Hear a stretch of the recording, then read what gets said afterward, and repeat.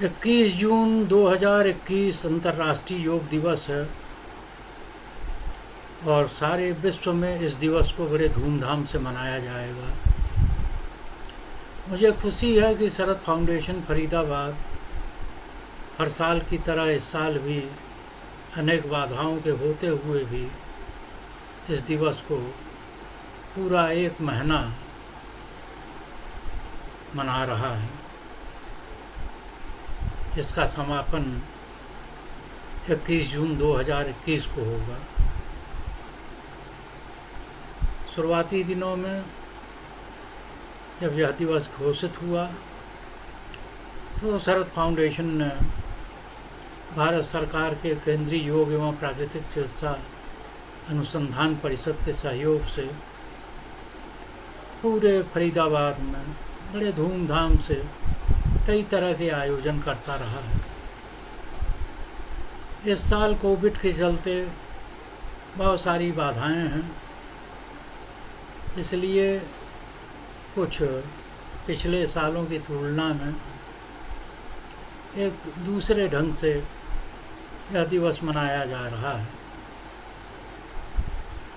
फिर भी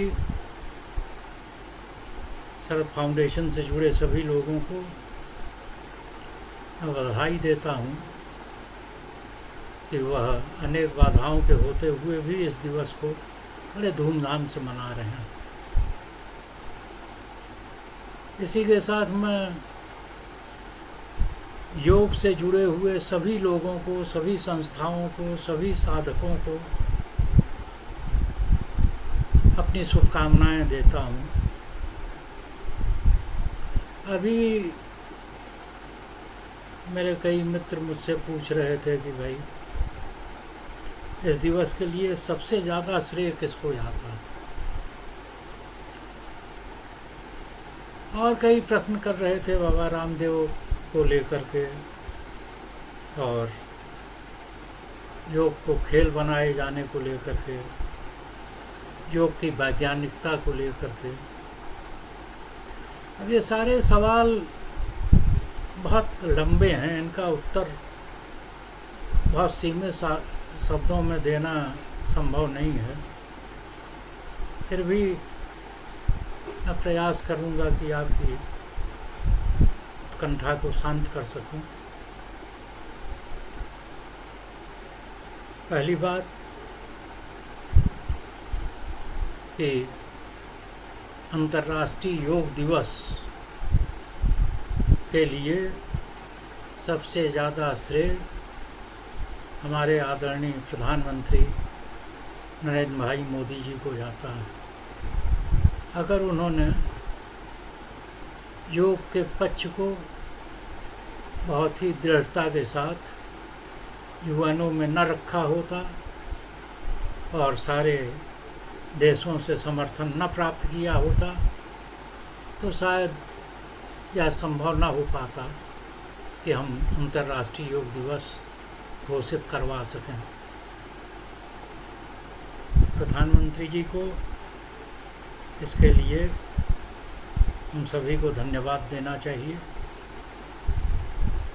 लेकिन ऐसा नहीं है कि कोई एक दिन में ये योग दिवस मनाने लायक स्थिति आ गई थी। इसके पीछे बहुत लोगों का बहुत संघर्ष रहा है, तप रहा है। बहुत लोगों ने बहुत काम किया है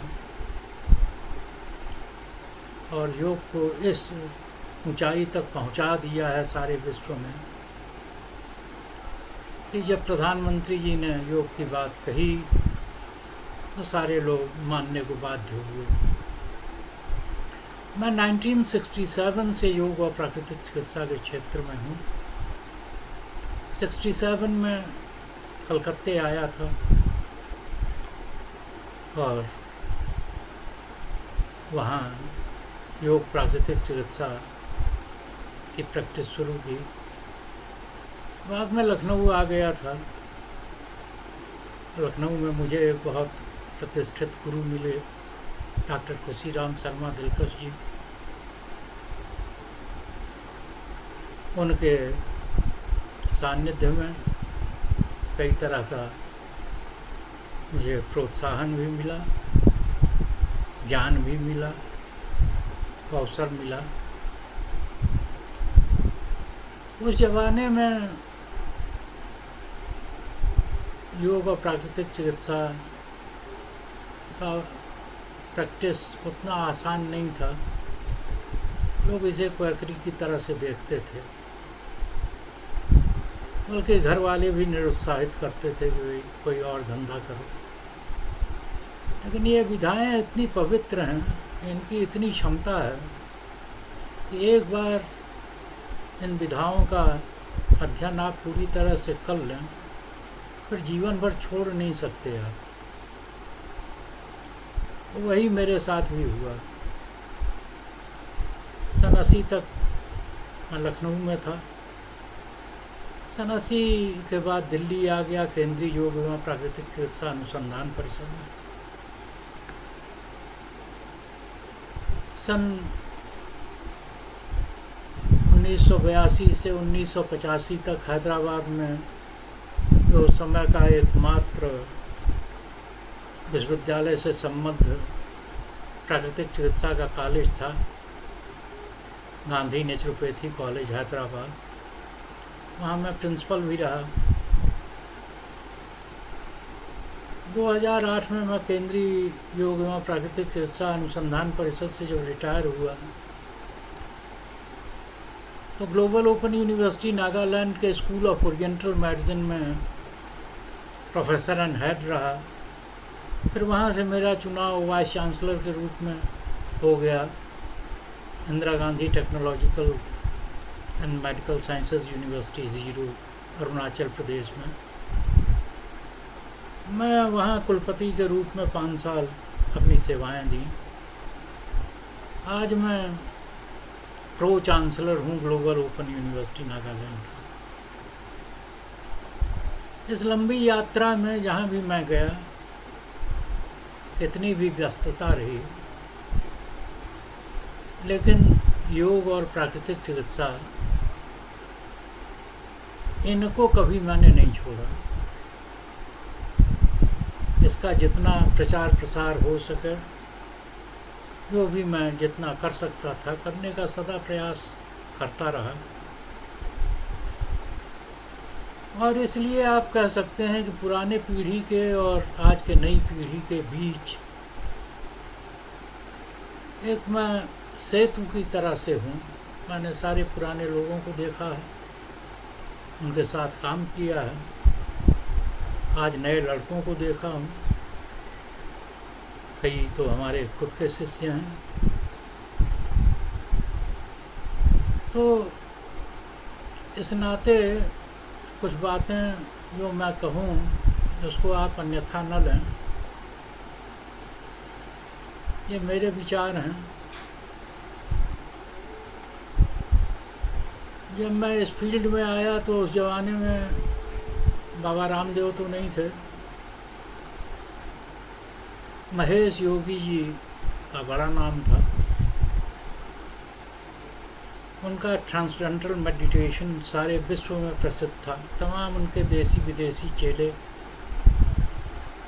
इसका प्रचार करते थे।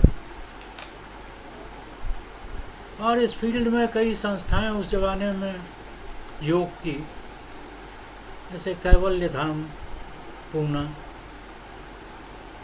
स्वामी कैवल्यानंद जी थे, बड़े प्रसिद्ध व्यक्ति। स्वामी शिवानंद जी महाराज थे, ऋषिकेश वाले। एक और शिवानंद जी महाराज कामाख्या वाले, बड़े सिद्ध पुरुष थे। उनके 3 आश्रम थे, एक कामाख्या, एक कलकत्ता, एक मेदिनीपुर। और पूरे नॉर्थ ईस्ट में जो योग का प्रचार हुआ, और आसाम, वेस्ट बंगाल और उड़ीसा में, उसका सबसे ज़्यादा श्रेय अगर किसी को देना चाहिए तो कामाख्या वाले स्वामी शिवानंद जी को, और उनकी जो संस्था थी शिवानंद योग आश्रम संघ। तो उनके बाद उनके शिष्य स्वामी देवानंद जी महाराज उस गद्दी पर बैठे थे। उनसे मेरा काफ़ी लगाव था। स्वामी शिवानंद जी की एक पुस्तक बड़ी प्रसिद्ध थी, योग थेरेपी की। उसका अनुवाद कई भाषाओं में हुआ, बंगला,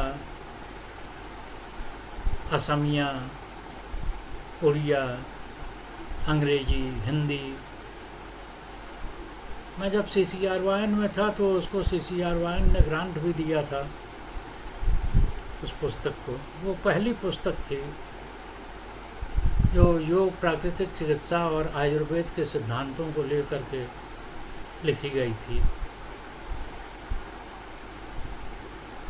आप लोगों को कहीं भी वो पुस्तक उपलब्ध हो तो ज़रूर पढ़ें, बहुत ही उपयोगी, बहुत सरल। स्वामी धीरेन्द्र ब्रह्मचारी जी की 2 पुस्तकें बड़ी प्रसिद्ध थीं, एक योगासन विज्ञान और दूसरा सूक्ष्म यौगिक विज्ञान। स्वामी धीरेन्द्र ब्रह्मचारी जी के गुरु स्वामी कार्तिकेय जी महाराज बहुत सिद्ध पुरुष थे और उस ज़माने में लोग उनको काफ़ी जानते थे। सूक्ष्म यौगिक विज्ञान वस्तुतः स्वामी कार्तिकेय जी महाराज की ही देन थी, जो स्वामी धीरेन्द्र ब्रह्मचारी जी के माध्यम से लोगों के जानकारी में आई। स्वामी धीरेन्द्र ब्रह्मचारी जी का नेहरू जी से, नेहरू परिवार से बहुत गहरा संबंध रहा है। आप सभी लोग शायद जानते हो। उनकी पुस्तक, दोनों पुस्तकों पर इंदिरा जी ने कुछ अपने मत व्यक्त किए थे और उसका प्रीफेस भी लिखा था। और कई उस ज़माने के राजनेता स्वामी जी के यहाँ आते जाते रहते थे। उनका विश्वायतन योगाश्रम और अपर्णा आश्रम मानतलाई बड़े प्रसिद्ध थे। स्वामी जी का योग के प्रचार में बहुत बड़ा योगदान रहा है। पुराने ज़माने में जब ब्लैक एंड वाइट टीवी हुआ करता था, स्वामी जी का हफ्ते में 2 बार प्रोग्राम आता था जो बड़ा लोकप्रिय था। वो योगासनों के प्रदर्शन के साथ साथ रामायण की चौपाइयाँ भी बाजते रहते थे और लोग बहुत पसंद करते थे। कई लोग उसको लेकर के क्रिटिसाइज़ भी करते थे, लेकिन जो भी हो वो प्रचार अद्भुत था। और भी कई लोग थे, जैसे आंध्र प्रदेश में रामानंद योगी जी थे। हैदराबाद में वेमना योगा रिसर्च इंस्टीट्यूट था सरकारी, और वहाँ चन्ना रेड्डी साहब एक हुआ करते थे चीफ मिनिस्टर, बाद में उत्तर प्रदेश के गवर्नर हुए। उनका काफ़ी श्रद्धा थी रामानंद योगी जी के प्रति। आंध्र प्रदेश कई मायने में योग और प्राकृतिक चिकित्सा के इतिहास में एक विशेष स्थान रखता है। विजयवाड़ा में उस वक्त कई लोग थे जो योग और प्राकृतिक चिकित्सा के प्रचार में जुड़े हुए थे। अवधूत जी थे, उन्होंने एक बहुत बड़ी संस्था बनाई थी विजयवाड़ा में, तो बाद में एंडाउमेंट डिपार्टमेंट के अधीन उसको रखा गया। आधे में योग साधना और आधे में प्राकृतिक चिकित्सा। बहुत बड़ी संस्था थी उस ज़माने की। और भी कई लोग थे महाराष्ट्र में, जैसे सांता क्रूज में योगेंद्र जी की संस्था थी, काफ़ी प्रचार किया उन्होंने। और मध्य प्रदेश में सागर विश्वविद्यालय है, वहाँ सबसे पहले योग का पठन पाठन शुरू हुआ विश्वविद्यालय स्तर पर। Doctor KS. जोशी साहब होते थे, बहुत ही सज्जन पुरुष। उन्होंने काफ़ी योग का प्रचार किया और विश्वविद्यालय में योग का डिपार्टमेंट होना एक बड़ी बात थी उस ज़माने में। आज तो आप जानते हैं कि 52 विश्वविद्यालय ऐसे हैं जहाँ पर 5.5 साल की योग और प्राकृतिक चिकित्सा की BNYS डिग्री के पाठ्यक्रम हैं। ये सारे हेल्थ यूनिवर्सिटीज़ हैं। लेकिन उस ज़माने में सागर विश्वविद्यालय एकमात्र विश्वविद्यालय था जहाँ योग डिपार्टमेंट था। बाद में हिमाचल यूनिवर्सिटी में खुला, गुरुकुल कांगड़ी में योग डिपार्टमेंट खुला। इससे पहले योग एक दर्शन के रूप में पढ़ाया जाता था दर्शन विभाग में, इंडियन फिलॉसफी के साथ। अब राजस्थान में उस ज़माने में स्वामी आनंदानंद जी ने काफ़ी काम किया। उन्होंने राजस्थान सरकार से सहयोग प्राप्त करके वहाँ पर मान्यता प्राप्त एक संस्था बापू नगर जयपुर में योग की बनाई, आज भी चल रहा है। ऐसे और भी कई लोग थे। आपको मालूम है विनोबा जी गांधी जी के एक तरह से आध्यात्मिक उत्तराधिकारी थे। 3 भाई थे। विनोबा जी पौनार आश्रम में, उनको सभी पूरा हिंदुस्तान, पूरा विश्व जानता था। उनके 2 और भाई भी ब्रह्मचारी थे। एक तो बालकोबा जी, जो गांधी जी ने एक चिकित्सालय बनाया था कुर्ली कांचन में, जो आज भी है। पूरा जीवन उन्होंने उस चिकित्सालय के लिए समर्पित कर दिया। और उनके एक दूसरे भाई स्वामी शिवाजी भावे महाराज थे धुलिया में, उनका भी आश्रम था। ये 3 भाई थे, तीनों महान संत। इन लोगों से योग का काफ़ी प्रचार हुआ। और तमाम लोग, किन किन का मैं नाम लूँ, स्वामी सिया राम शरण जी थे अयोध्या में। और जितने भी उस ज़माने में प्राकृतिक चिकित्सा की संस्थाएं थीं, वो प्राकृतिक चिकित्सा के साथ योग के आसन और प्राणायाम को चिकित्सा में प्रयोग करती थीं। वैसे मैं बता दूं कि पुराने ज़माने में योग की संस्थाएं अलग और प्राकृतिक चिकित्साएं की संस्थाएं अलग होती थीं। योग संस्थाएं केवल योग का प्रचार करती थीं और टीचिंग एंड ट्रेनिंग वो प्रोवाइड करती थीं। नेचुरोपैथी में जो योग की आसन और प्राणायाम है, उसे विशेष रूप में प्रयोग में लाया जाता था। शुद्धि क्रियाएं, जो षटकर्म योग का, उसका केवल वो जलनेति ज़्यादातर प्रयोग होता था प्राकृतिक चिकित्सा संस्थाओं में। बाकी जो प्राकृतिक चिकित्सा की अपनी विधियां थीं, वो ज़्यादा प्रयोग में आती थी। लेकिन फिर भी योग और प्राकृतिक चिकित्सा एक तरह से साथ साथ चलता ही था। लेकिन जैसे कैवल्य धाम हुआ या और जो संस्थाएं योग की थीं, वो विशुद्ध योग की ट्रेनिंग दिया करती थी और बड़ा अच्छा उस ज़माने में माहौल था। लोग बड़े डेडिकेटेड थे।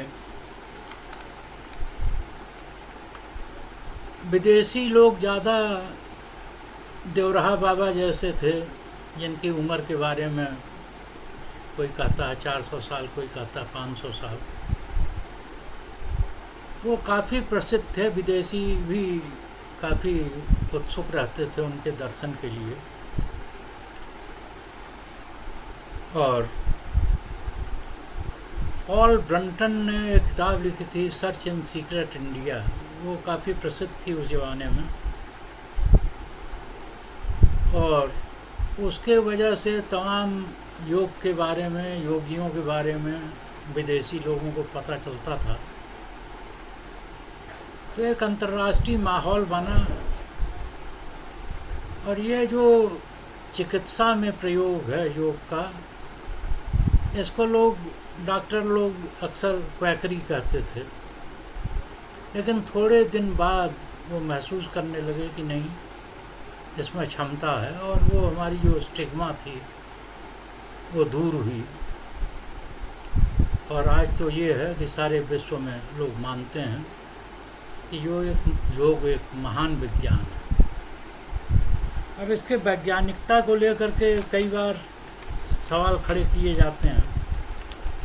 मैं कहता हूँ इसके वैज्ञानिकता के विषय में कोई विवाद नहीं होना चाहिए।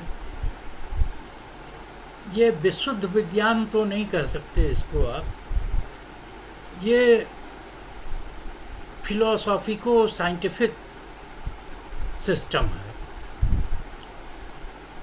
ये विज्ञान भी है और ये दर्शन भी है। इसका एक दार्शनिक पक्ष भी है।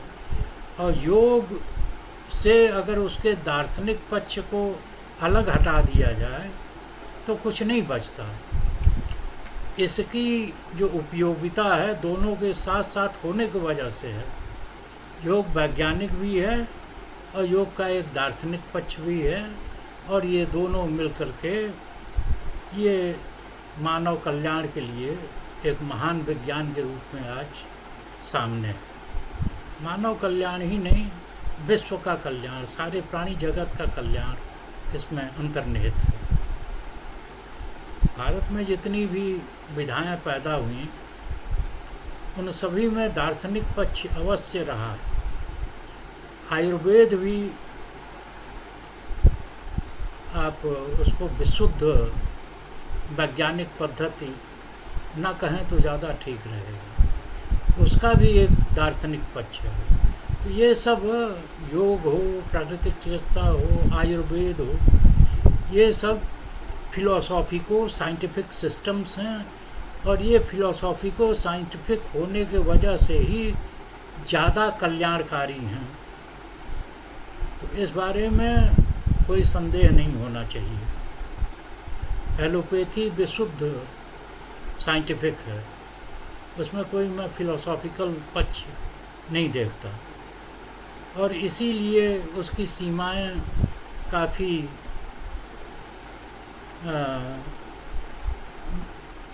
उनके सीमाओं के बारे में बात करना ज़्यादा उचित होगा। वो एक सीमित उसका दायरा है।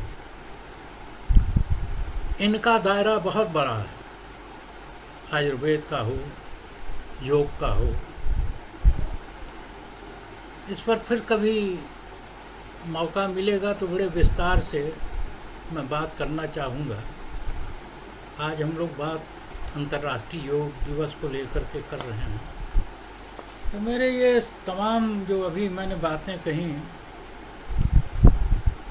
इसका मतलब केवल इतना सा है कि योग एक दिन में नहीं, बहुत लोगों की तपस्या से आज की स्थिति में आ पाया है। इसमें तमाम योगियों का और तमाम राजनेताओं का भी योगदान मैं कहूँगा कि है। भारत में सबसे पहले प्रधानमंत्री पंडित जवाहरलाल नेहरू थे। वो रोज़ शीर्षासन किया करते थे, कितने भी व्यस्त हों शीर्षासन जरूर करते थे। और उस ज़माने के जितने भी राष्ट्रीय और अंतर्राष्ट्रीय नेता लोग थे, सभी इस बात को जानते थे और कई तो आश्चर्य करते थे कि भाई नेहरू जैसा व्यस्त आदमी शीर्षासन के लिए कैसे टाइम निकाल लेता। तो एक तरह से इसका प्रचार होता था, ये हमारे हित में ही था, योग का ही प्रचार था। उस ज़माने के जितने भी पुराने अंतर्राष्ट्रीय नेता थे वो इस बात का अक्सर जिक्र करते थे। मैंने इस बारे में जिक्र बर्मा के भूतपूर्व प्रधानमंत्री भूनू साहब से सुना था। कई और भी लोग थे, जैसे अहमदाबाद में एक जयंती भाई ठाकुर थे, वो जर्मनी गए कि भाई मैं हिटलर को योग सिखा गया हूँ। तो आप सोचिए कि कैसे कैसे लोग उस ज़माने में। जयंती भाई ठाकुर बड़े प्रसिद्ध आदमी थे, बड़े क्रांतिकारी थे। उन्होंने अहमदाबाद को 3 रोज़ अंग्रेज़ों से मुक्त करा दिया था और अपने को प्रधानमंत्री घोषित कर दिया था। 3 दिन उनका शासन रहा और फिर बाद में अंग्रेज़ों ने दोबारा कब्जा किया और उनको जेल में भेजा, बड़ी यातनाएं दी। फिर देश आज़ाद हुआ, जेल से छूटे तो अहमदाबाद में उन्होंने एक प्राकृतिक चिकित्सा केंद्र स्थापित किया अपने मित्र बसंत के नाम से। बसंत नेचुरोपैथी सेंटर आज भी है और किडनी के इलाज के लिए उनके ज़माने में काफ़ी प्रसिद्ध था। तो काफ़ी लोग हुए। पंडित नेहरू के बाद लाल बहादुर शास्त्री जी हुए। वो तो शास्त्री थे, योग के सैद्धांतिक दार्शनिक पक्ष के बहुत बड़े ज्ञाता थे। और भी कई प्रधानमंत्री हुए। इंदिरा जी, आप सभी जानते हैं कि वही इंदिरा जी योग प्रेमी थी। स्वामी धीरेन्द्राचार्य जी से काफ़ी उनका लगाव था। स्वामी जी पूरे परिवार को योग सिखाया करते थे। इंदिरा जी रोज़ सुबह योग किया करती थी। राजीव जी भी मानतलाई गए हुए हैं, उनको बड़ा अच्छा लगता था। मानतलाई स्वामी धीरेन्द्राचार्य जी का एक बहुत बड़ा सपना था कि उसको बहुत ही लोकप्रिय जगह बनानी है। वहाँ उन्होंने हवाई पट्टी बनाई, वहाँ पर उन्होंने कनॉट प्लेस बनाया, वहाँ गुफाएं बनाई, वहाँ जू बनाया। बड़ी रमणीक जगह थी। राजीव जी भी वहाँ गए हैं। मुरारजी भाई आप सभी लोग जानते हैं कि योग प्रेमी थे, प्राकृतिक चिकित्सक भी थे। इमरजेंसी में जब जेल में थे तो उन्होंने प्राकृतिक चिकित्सा पर एक पुस्तक लिखी जो प्रकाशित हुई। आज जो नेशनल इंस्टीट्यूट है योग का, मुरारजी भाई के नाम पर है। गुलजारी लाल नंदा जी थे होम मिनिस्टर, वो योग प्रेमी थे। उनको भारतीय विद्याओं के प्रति विशेष लगाव था।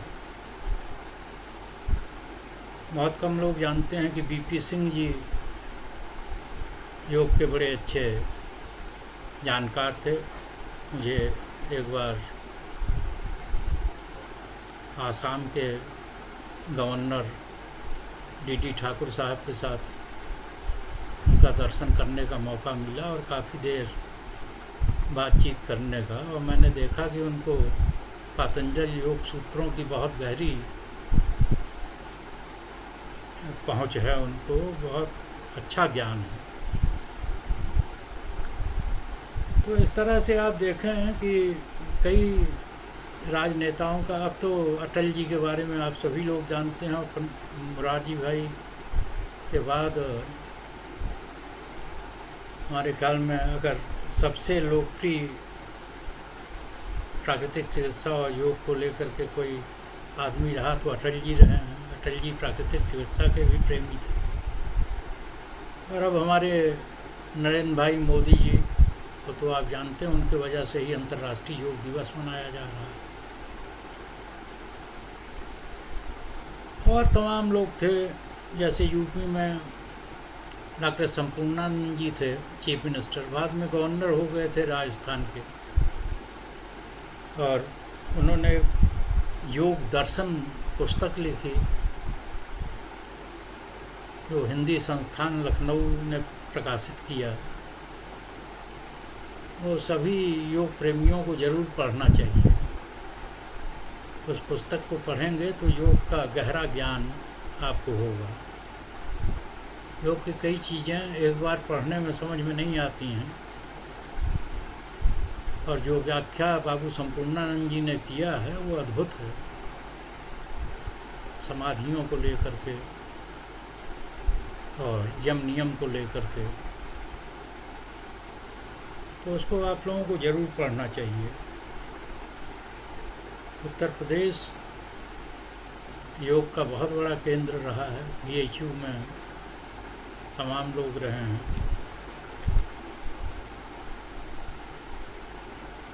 यूपी के कई चीफ मिनिस्टर, बाबू संपूर्णानंद, पंडित कमलापत त्रिपाठी, VP सिंह जी का अभी मैंने बताया।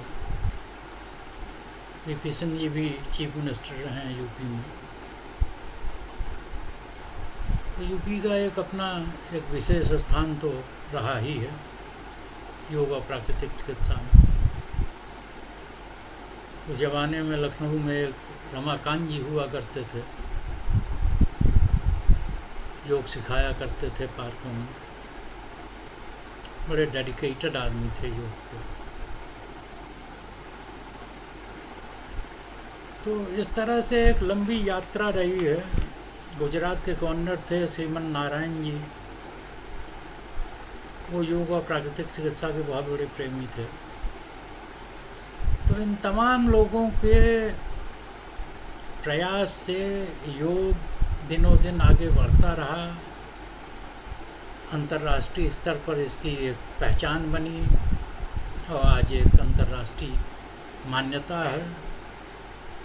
आने वाले दिनों में इसका प्रचार और होगा, और सारा विश्व आज ये महसूस करता है कि योग एक ऐसा विज्ञान है जो आज के पीढ़ी के जितने भी समस्याएं हैं सबके समाधान की क्षमता रखता है, विश्व शांति प्रदान करने की भी क्षमता रखता है। इसलिए मुझे पूरा विश्वास है कि आने वाले दिनों में योग के और कई पहलू आपको देखने को मिलेंगे। आप सभी को मालूम ही है कि अंतरिक्ष में जो लोग जाते हैं वो भी योगाभ्यास करने लगे। नासा में तमाम लोग योग के प्रति बड़े उत्सुक रहते हैं। हमारे राकेश शर्मा जी प्रथम अंतरिक्ष एस्ट्रोनॉट, वो योग करते थे, सीखते थे। काफ़ी प्रचार हुआ था उस वक्त, काफ़ी धूम था। तो इन सभी लोगों को मैं नमन करता हूँ। उनकी आज आप लोगों ने याद दिला दी कि पुरानी यादें बड़ी मूल्यवान हैं। अब दूसरी बात आपने पूछी बाबा रामदेव को लेकर के। तो बाबा रामदेव जी का योग में प्रचार काफ़ी रहा है। उन्होंने काफ़ी योग के प्रचार के लिए काम किया है, इसमें दो राय नहीं है। मैं समझता हूँ कि भाई थोड़ा सा उनमें वाणी संयम को लेकर के कुछ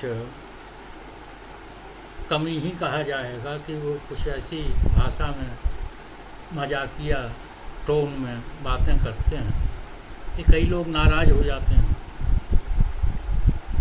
अब हमारे कई मित्र जो आधुनिक चिकित्सा से जुड़े हुए हैं वो नाराज़ हैं, उनसे वाद विवाद चल रहा है। मुझे भय ये है कि कहीं ये विवाद इतना ना बढ़ जाए कि पूरे देश में नीचे से ऊपर तक एलोपैथी के जो डॉक्टर्स हैं वो आयुर्वेद और योग और नेचुरोपैथी के प्रैक्टिशनर्स को एक तिरछी नज़र से देखने लगें। ये उचित नहीं होगा। तुरंत इसके समाधान का उपाय ढूंढना चाहिए। यहाँ तक मैं समझता हूँ कि कोई भी एलोपैथी का डॉक्टर योग या आयुर्वेद या नेचुरोपैथी का विरोधी नहीं है। मैं तो पूरा जीवन इन लोगों के साथ काम करता रहा हूँ। लखनऊ में था डॉक्टर दिलकश जी के साथ, वहाँ भी तमाम बड़े प्रसिद्ध एलोपैथी के लोग वहाँ प्रैक्टिस करते थे और उनका संपर्क हमारे साथ रहता था। यहाँ जब मैं काउंसिल में आया तो हम लोगों ने प्रयास किया कि एलोपैथी की जो भी बड़ी बड़ी संस्थाएं हैं वहाँ पर योग के अनुसंधान के लिए ग्रांट दिया जाए।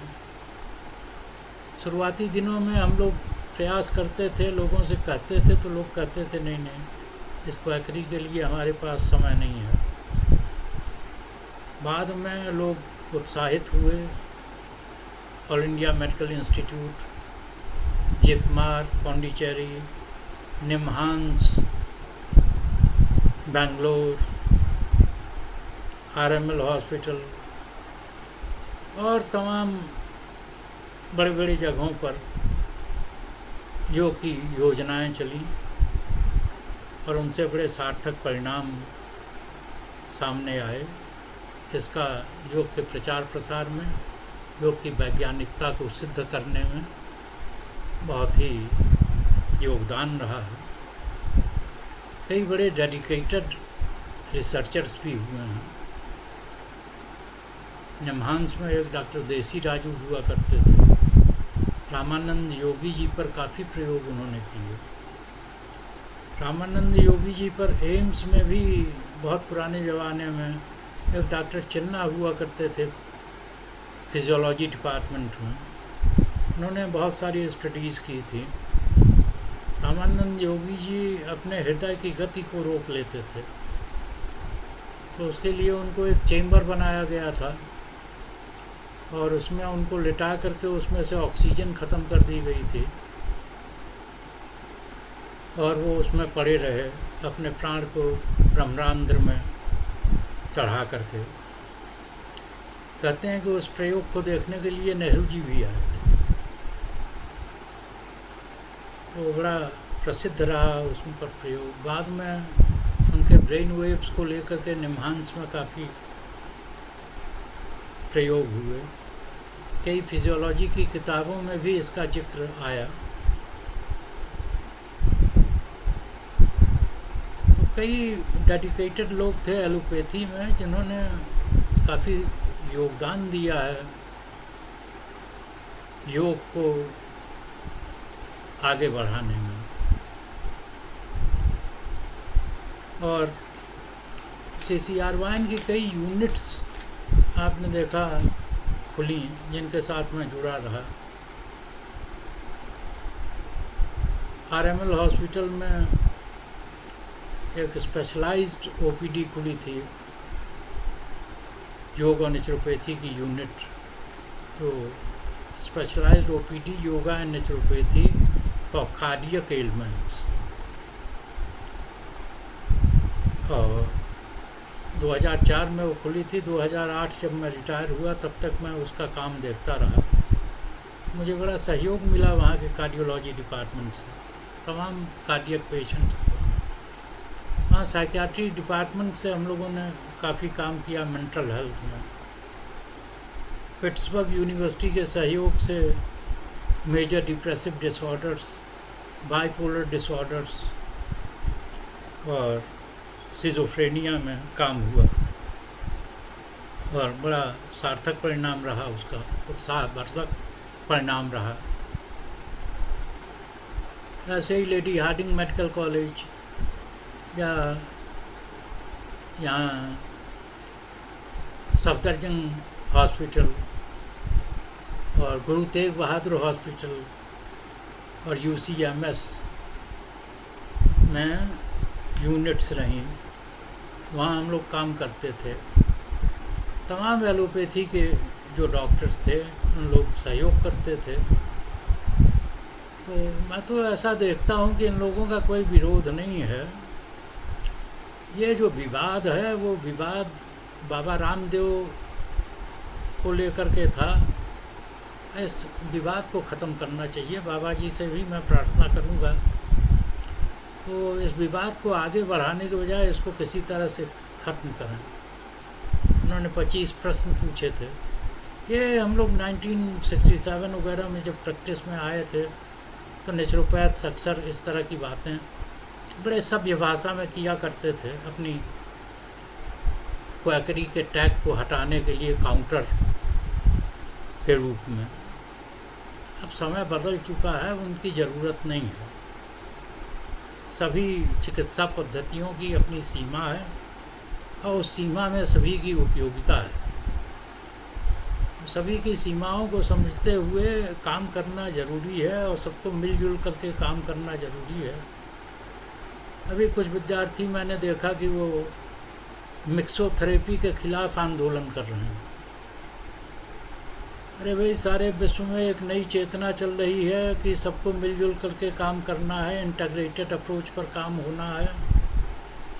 BHU में डॉक्टर उडुप्पा साहब थे इसके बड़े पक्षधर, और कई लोग थे, हम लोग भी थे, कि जहाँ जो पद्धति की उपयोगिता सबसे ज़्यादा है उसका उपयोग क्यों ना किया जाए।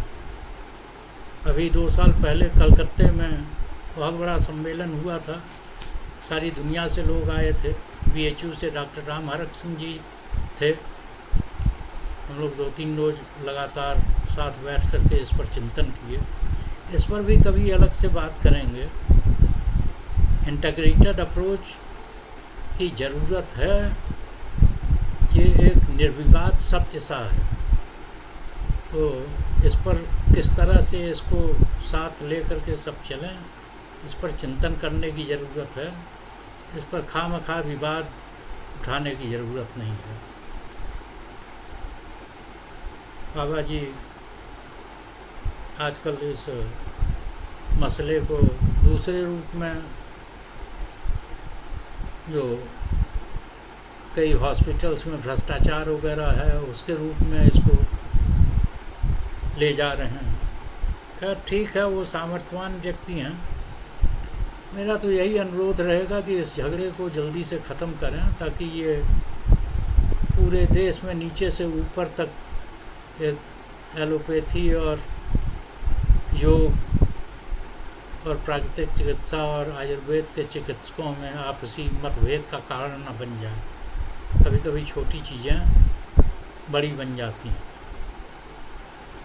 ये जो झगड़े हैं इनको दूर करने में बहुत समय पहले लग चुका है। बड़ी मुश्किल से आज ऐसी स्थिति आई है कि हम लोग सभी एक मंच पर खड़े होकर के और योग और प्राकृतिक चिकित्सा और आयुर्वेद का गुणगान करते हैं। सारे विश्व में धूम है। बाबा जी से मैं पुनः अनुरोध करूंगा कि कृपया वो इस झगड़े को मिटाने के लिए जो कुछ कर सकते हैं ज़रूर करें।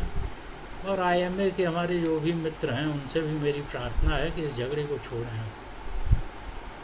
इस विवाद में पड़े रहने से देश की और विज्ञान की दोनों की हानि है। अभी भारत सरकार ने योग को खेल के रूप में मान्यता दी है। हम लोग बहुत शुरू से ये कहते रहे हैं कि भाई खेल मंत्रालय को योग को अपनाना चाहिए। योग खेल के हर क्षेत्र में, हर तरह के खेल में एक बहुत बड़ी भूमिका निभा सकता है। सभी खिलाड़ियों को योग की प्रैक्टिस करवानी चाहिए। और इसके लिए सन 2004 में एक सम्मेलन भी हुआ था। कई लोगों ने काफ़ी विरोध भी किया था, फिर भी ताल कटोरा स्टेडियम नई दिल्ली के साथ जो श्यामा प्रसाद मुखर्जी स्विमिंग पूल है, उसमें आयोजित हुआ था। विश्व के तमाम देशों से भी लोग आए थे। तो हम लोगों का उद्देश्य ये था कि खेल जगत को ये चाहिए कि योग अपनावे, और भारत में खेल मंत्रालय योग को अपनावे। लेकिन मेरा मत कभी ये नहीं रहा है कि योग को ही खेल बना दिया जाए। एक योगी और ये योग पद्धति खेल में बहुत सहायता कर सकती है, लेकिन योग अलग है, खेल अलग है। खेल में व्यक्ति अपने प्रतिद्वंदी को पिछाड़ना चाहता है, हराना चाहता है, उस पर विजय प्राप्त करना चाहता है। उसके लिए वो साधना करता है, अपना कंसंट्रेशन बढ़ाता है। तो किसी को पराजित करने का जो भाव है वो योग का भाव नहीं है, योग के अनुकूल नहीं है। योग साधना के अनुकूल नहीं है। योग की हायर साधना में वैराग्य की बातें की जाती हैं। तो खैर, मैं तो ये चाहता हूँ कि योग की जो मौलिकता है उसका संरक्षण जरूर हो। योग योग है, खेल खेल है। खेल में योग बहुत ज़्यादा योगदान दे सकता है, इसलिए खेल मंत्रालय को योग अपनाना चाहिए। लेकिन योग को ही खेल बना दिया जाए, यह बहुत अजीब सा मुझे लगता है। योग खेल नहीं है, और योग खेल बन जाएगा तो इसकी कई चीज़ें नष्ट हो जाएंगी, फिर इसकी जो गरिमा है वो कम हो जाएगी, जो मैं नहीं चाहता। एक योगाभ्यासी बहुत अच्छा खिलाड़ी बन सकता है, लेकिन एक खिलाड़ी योगी बनने के लिए उसको अभ्यास और वैराग्य का सहारा लेना पड़ता है। खैर, जो भी है, अंत में मैं यही कहूँगा कि योग का बहुत बड़ा भविष्य है, और आने वाले दिनों में योग के जानकार लोग, इनकी डिमांड पूरे विश्व में काफ़ी होगी। तो कोई निरुत्साहित ना हो जो छात्र आज योग पढ़ रहे हैं। आने वाला समय योग, आयुर्वेद और प्राकृतिक चिकित्सा का है, और इंटीग्रेटेड अप्रोच का ज़माना है। मेरी आप सभी लोगों को शुभकामनाएं हैं। नमस्कार। आपने मेरी बातों को बहुत ध्यान से सुना। आप सभी को धन्यवाद।